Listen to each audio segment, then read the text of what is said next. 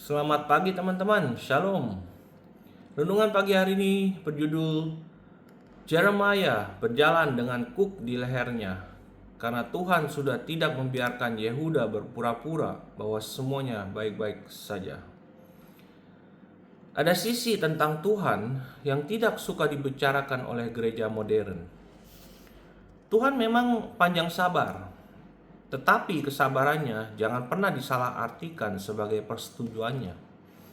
Dalam Yeremia 27, Tuhan berkata kepada Yeremia 27 ayat 2, "Buatlah tali pengikat dan pasanglah kayu kuk dan kenakanlah itu pada tengkukmu."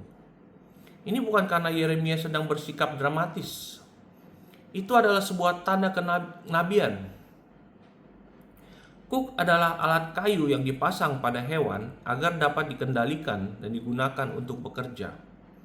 Tuhan menggunakan gambaran itu untuk menyampaikan sesuatu yang sangat serius. Karena Yehuda dan bangsa-bangsa di sekitarnya terus hidup dalam pemberontakan, Tuhan telah menetapkan bahwa mereka akan berada di bawah kuk Babel dan Raja Nebukadnezar. Dengan kata lain, kuk yang dipakai Yeremia secara fisik melambangkan penjajahan yang akan dialami Yehuda sebagai sebuah bangsa. Tetapi disinilah kisah ini menjadi semakin serius. Seorang nabi bernama Hananya datang membawa pesan yang jauh lebih disukai semua orang. Yeremia memperingatkan tentang penghukuman. Hananya pada dasarnya berkata, Tuhan akan segera mematahkan kekuasaan Babel. Semuanya akan segera dipulihkan. Kemudian Hananya mengambil kuk kayu dari tengkuk Yeremia dan mematahkannya. Di Yeremia 28 ayat 10. Bayangkan orang-orang yang menyaksikannya. Itulah nubuat yang semua orang ingin dengar. Tidak ada konsekuensi, tidak ada pertobatan yang tidak nyaman, tidak ada disiplin yang berkepanjangan, hanya terobosan, pemulihan. Tuhan akan segera membalikan keadaan. Tetapi ada satu masalah. Tuhan tidak pernah mengatakan itu. Kemudian Tuhan mengutus Yeremia kembali dengan pesan yang lebih keras. Di Yeremia 28 ayat 13. Kuk kayu itu telah kau patahkan, tetapi sebagai gantinya engkau telah membuat kuk besi. Jangan lewatkan hal ini. Mereka mematahkan simbolnya tanpa membereskan dosa yang menyebabkan penghukuman itu.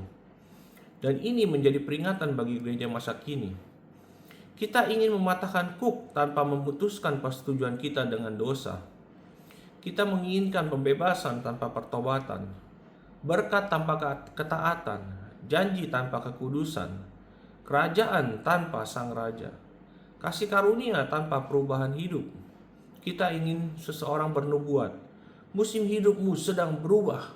Sementara Tuhan berkata, hatimu yang perlu berubah. Dan mari kita tetap akurat secara doktrinal.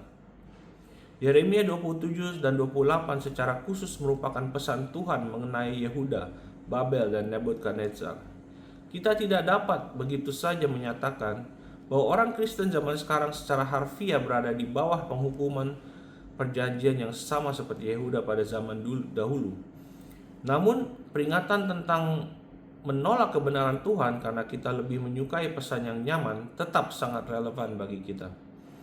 Paulus memperingatkan di 2 Timotius 4 ayat 3, karena akan datang waktunya orang tidak dapat lagi menerima ajaran sehat, tetapi karena telinganya gatal, mereka akan mengumpulkan guru-guru menurut kehendaknya untuk memuaskan keinginan mereka. Itulah bahayanya. Terkadang kita tidak menginginkan firman Tuhan.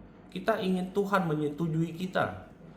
Jadi kita mencari pengkhotbah yang membenarkan sesuatu yang justru ditegur oleh kitab suci. Mencari nabi yang mengonfirmasi apa yang diinginkan daging kita. Mencari gereja yang tidak pernah berbicara tentang pertobatan. Mencari teologi yang memungkinkan kita tetap mempertahankan berhala-berhala kita. Lalu kita menyebutnya kasih karunia. Gereja, berhentilah bermain-main dengan Tuhan. Kesabarannya adalah belas kasihan yang memberi kita kesempatan untuk bertobat. Roma 2 ayat 4. Kemurahan Tuhan dimaksudkan. Kemurahan Tuhan dimaksudkan untuk menuntun engkau kepada pertobatan, bukan untuk membawa kita semakin dalam kepada pemberontakan. Tuhan terlalu mengasihi kita untuk terus-menerus mengatakan apa yang ingin kita dengar, sementara kita sedang menghancurkan diri sendiri. Terkadang perkataan yang paling penuh kasih yang dapat Tuhan sampaikan adalah berhenti, berbaliklah, bertobatlah, keluarlah dari sana, akhirilah, akuilah, taatilah aku, dan jangan menganggap orang yang menyampaikan kebenaran sebagai musuh hanya karena ada orang lain yang memberikan nubuat yang terdengar lebih menyenangkan. Pesan Hanania terdengar lebih baik. Perkataan Yeremia itulah yang benar. Itulah sebabnya kita membutuhkan discernment, kemampuan untuk membedakan dan menguji segala sesuatu. Jangan menilai sebuah nubuat hanya berdasarkan seberapa bersemangat nubuat itu membuat kita. Ujilah berdasarkan apakah nubuat itu sesuai dengan firman Tuhan.